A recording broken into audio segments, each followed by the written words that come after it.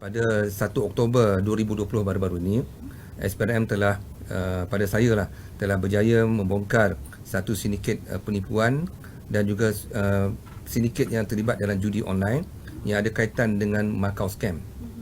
Okay, yang melibatkan wang berjuta-juta ringgit. Yang mana ini melibatkan banyak pihak lah. So, siasatan SPRM adalah menjurus kepada beberapa kesalahan undang-undang yang diberi kuasa kepada SPRM, iaitu antara lain di bawah Akta Suruhanjaya Pencegahan Rasuah 2009, beberapa peruntukan kami digunakan di bawah akta ini seperti di bawah Seksyen 16, Seksyen 17 Akta Suruhanjaya Pencegahan Rasuah 2009. Selain daripada itu, kami juga menggunakan undang-undang di bawah Kanun Kesisaan yang mana beberapa peruntukan sebagai contohnya kesalahan menipu pun adalah merupakan satu kesalahan di bawah prescribed offence di bawah akta kami, iaitu akta SPRM 2009, dan juga kesalahan di bawah akta pengubahan wang haram dan juga pembiayaan keganasan tahun 2001.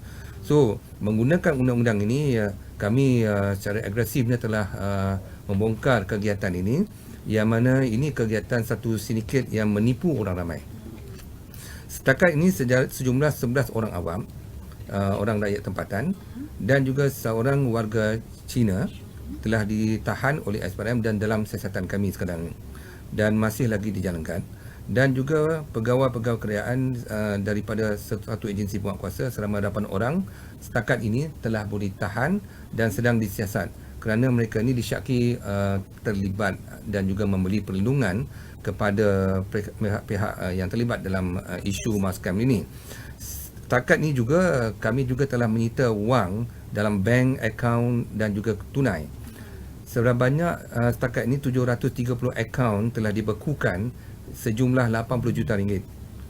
Dan juga wang cash telah kita rampas setakat ini lebih kurang 5 juta ringgit.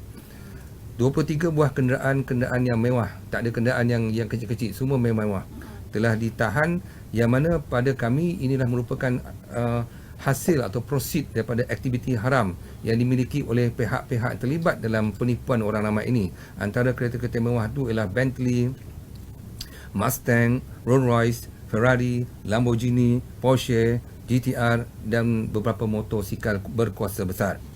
So, dalam siasatan ini, kami meyakini sindiket ini telah beroperasi sejak beberapa tahun lepas, dan pihak siasatan mencurigailah bagaimana pihak ini boleh berluasa begitu saja tanpa sebarang tindakan penguatkuasaan.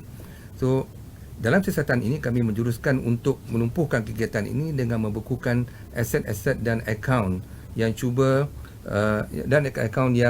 cuba dicucikan oleh mereka ini, dan siasatan kita ke arah untuk membawa pengadilan mereka ini ke mahkamah, dan juga di samping itu kita nak merampas wang-wang ini supaya dimasukkan sebagai hasil kerajaan, kerana ini merupakan wang rakyat yang ditipu. Okey. Nah, jadi tidak kurang itu juga kepada mereka-mereka yang melindungi sindiket ini juga sedang disiasat kerana mereka ni dipercayai terlibat dalam membiarkan kegiatan ini berlaku begitu saja.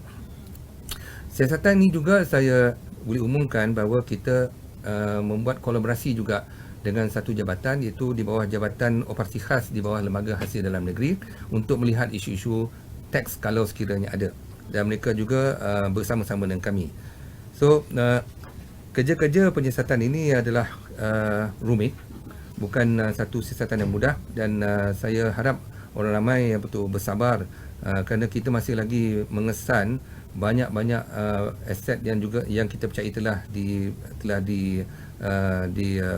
digubah. Dan dalam siasatan ini kita mendapati beratus-ratus syarikat, saya boleh katakan syarikat dummy yang sengaja diwujudkan bagi menyalurkan wang-wang haram ni. Jadi modus operandi syarikat ni, sindiket ini, bila mereka telah melakukan kegiatan haram, masalah mereka ialah bagaimana mereka nak mencuci wang ini. Jadi di sinilah wang ini disalurkan kepada beberapa pihak, antaranya kepada orang-orang yang meniaga. Mungkin orang-orang meniaga ni tak tahu duit ni datang pada mana, tetapi dia beri dalam bentuk cash, dan mereka pun telah menggunakan wang itu untuk menjalankan perniagaan. Namun ahli-ahli sindiket ini, mereka memegang syarikat-syarikat ini dalam keadaan tertentu, contohnya cek, signatories dia pegang dan sebagainya, bagi memastikan wang tu dibayar balik. Ada juga wang ini digunakan oleh ahli sindiket ini sebagai mereka jadi macam peminjam wang sebagai macam along kepada pihak-pihak tertentu, dan akhirnya kalau sekiranya secara on surface value, kalau sekiranya kita tengok nampak macam duit ni duit yang halal, legitimate income.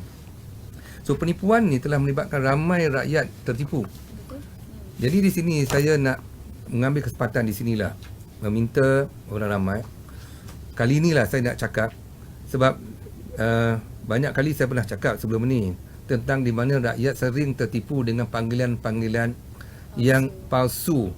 Saya nak kata macam mana, sebab mereka yang menerima panggilan ni pun kadang-kadang bukannya orang yang biasa-biasa. Mereka terpelajar juga tapi masih terpengaruh, dan ada yang telah membayar wang kepada sindiket ini.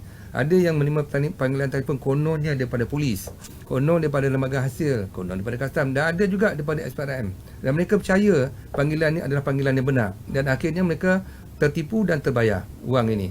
Inilah wang tuan-tuan dan puan semua yang kita usahakan supaya wang ini dirampas dan balik kepada kerajaan. Dan untuk kes ini saya menyerulah kepada orang ramai, sekiranya mempunyai maklumat. Pertama, kalau sekiranya ada maklumat tentang mana-mana lagi pihak yang terlibat dalam sindiket ini, untuk menghubungi pegawai saya bacakan di sini 3 pegawai, iaitu seorang bernama PPJ Asrul. Beliau boleh dihubungi di talian 019 312 6020. Seorang lagi ialah PPJ Ruhaizi, yang boleh dihubungi di talian 013 940 0200. Dan last kali ialah PSK Sabri di talian 017 258 2415. Okey, ini dari segi kalau sekiranya ada maklumat.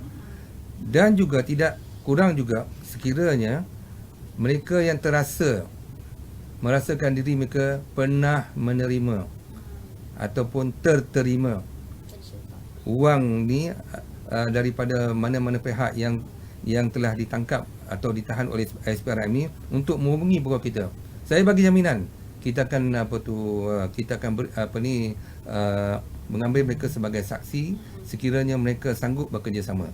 Jadi datang kepada kita, beri maklumat, dan kepada mereka yang memberi maklumat tentang mana-mana pihak yang terlibat dalam makau scam ni dan sebagainya, saya juga memberi jaminan mereka akan dilindungi di bawah Akta Perlindungan Pemberi Maklumat tahun 2010, Whistleblower Protection Act 2010, ya, di mana kita jamin mereka identiti mereka adalah dilindungi. Dan juga sekiranya ada tindakan tidak wajar diambil oleh mana-mana pihak, undang-undang ni juga boleh melindungi mereka, ya.